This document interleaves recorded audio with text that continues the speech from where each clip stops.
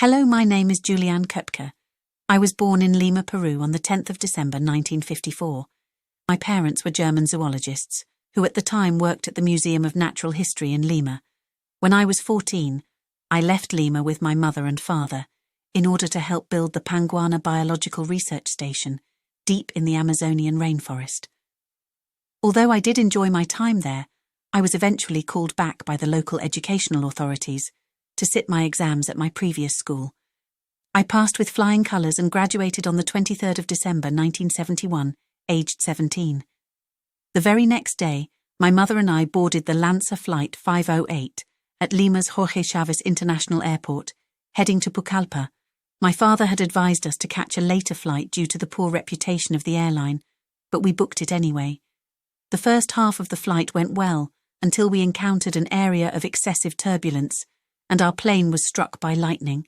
The plane began to break apart, and as it crumbled with me still strapped into my row of seats, I fell 10,000 feet to the forest below. Upon hitting the ground, I received multiple injuries, including a broken collarbone and a severe cut to my arm, and I was also suffering from concussion. However, somehow I managed to survive.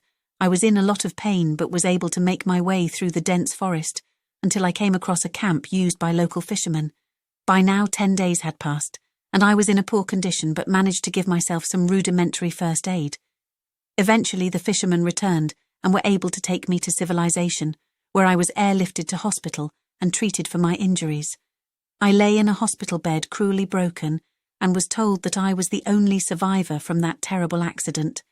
I wondered what had happened to my mother, and as the days passed by and I started to return to health, I joined the rescue teams and was able to locate the bodies of other passengers, including my mother. Following the accident, I returned to my native Germany to study biology.